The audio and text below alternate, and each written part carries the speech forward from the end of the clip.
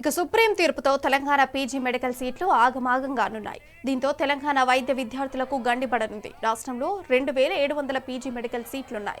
ఇందులో 50% all India quota అమలవుతుండగా మిగతా 50% local quota అమలు చేస్తున్నారు.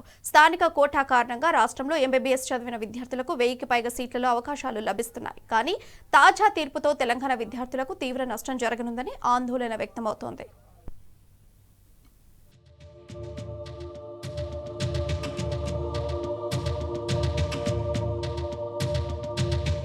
పీజీ మెడికల్ కోర్సుల్లో రెసిడెన్స్ ఆధారిత రిజర్వేషన్లు భారత రాజ్యాంగంలోని ఆర్టికల్ 14 కు విరుద్ధం.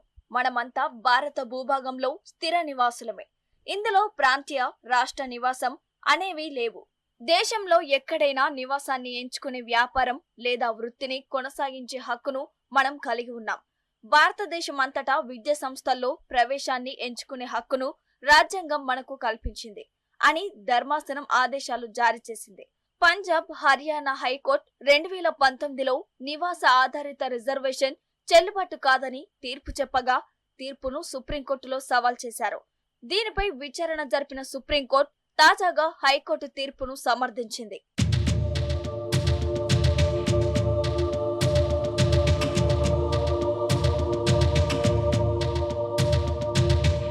తెలంగాణ ముఖ్యమంత్రి కేసీఆర్ రాష్ట్ర పగ్గాలు చేపట్టగానే వైద్య విద్యపై ప్రత్యేక దృష్టి పెట్టారు. రాష్ట్రంలో నాణ్యమైన వైద్య సేవలు అందుబాటులోకి తేవాలంటే వైద్య విద్యా వ్యవస్థ విస్తరణనే మార్గమని ఆలోచించారు. వైద్య విద్య కేవలం రాజధాని ప్రాంతానికే పరిమితం కాదని ప్రతి జిల్లాకు ఒక వైద్య కళాశాల ఉండాలని సంకల్పించారు. ఎన్నో వ్యయ ప్రయాసల కోర్చి ఆగమేఘాల మీద వాటిని అభివృద్ధి చేశారు. ఫలితంగా రాష్ట్రంలో వైద్య విద్యా వ్యవస్థ అంచెలంచెలుగా ఎదిగింది. స్వరాష్ట్రం ఏర్పడే నాటికి కేవలం 5 మాత్రమే ఉన్న ప్రభుత్వ వైద్య కళాశాలల సంఖ్య ఇప్పుడు 33కు పెరిగిందంటే అది కేవలం కేసీఆర్ దూరదృష్టి వల్లనే సాధ్యమైంది. ధనిక పేద, పట్టణ గ్రామ అనే తేడాలు సమసిపోయి అందరికీ డాక్టర్ చదువు అందుబాటులోకి వచ్చింది. దీనినే తెల్లకోట విప్లవం అని కూడా పిలుస్తున్నారు. ఇప్పుడు స్థానికత అనేది తొలగిస్తే పరిస్థితి తారుమారవుతుంది.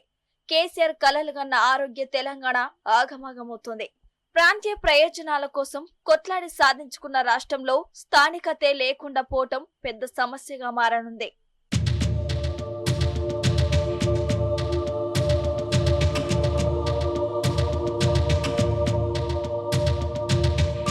సుప్రీం తీర్పు వల్ల తెలంగాణతో పాటు యావత్ దక్షిణాదిపై ప్రభావం పడుతుంది.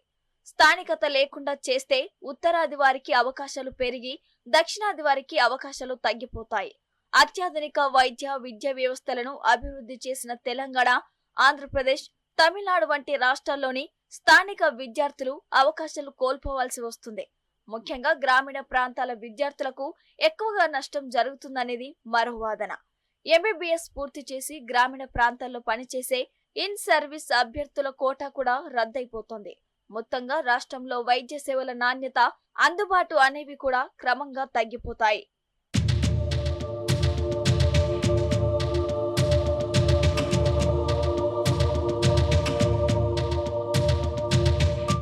పీజీ మెడికల్ సీట్లలో 50% స్థానిక రిజర్వేషన్ వర్తించదన్న సుప్రీంకోర్టు తీర్పుపై మాజీ మంత్రి హరీష్ రావు ఆందోళన వ్యక్తం చేశారు. అత్యున్నత న్యాయస్థానం తీర్పుతో తెలంగాణతో పాటు దక్షిణాది రాష్ట్రాల విద్యార్థులకు నష్టం కలిగిస్తుందని ఎక్స్ వేదికగా ట్వీట్ చేశారు. 2025కి తెలంగాణలో 2924 పీజీ సీట్లు ఉండగా 50% లోకల్ రిజర్వేషన్ ప్రకారం 1462 సీట్లు తెలంగాణ ప్రాంత విద్యార్థులకే దక్కేవన్నారు. అయితే ఈ తీర్పుతో సీట్లన్నీ ఆల్ ఇండియా కోటాలోకి వెళ్లిపోతాయన్నారు. దీనివల్ల తెలంగాణ రాష్ట్రంలో పీజీ వైద్యుల కొరత ఏర్పడే అవకాశం ఉందని అన్నారు. ఈ తీర్పుపై కాంగ్రెస్ ప్రభుత్వం సుప్రీంకోర్టు రాజ్యాంగ బెంచ్కు వెళ్లాలని బీఆర్ఎస్ పార్టీ తరపున డిమాండ్ చేస్తున్నట్లు హరీష్ రావు తెలిపారు. కేంద్ర మంత్రులు, బీజేపీ ఎంపీలు కేంద్ర ప్రభుత్వంపై ఒత్తిడి తేవాలని సూచించారు.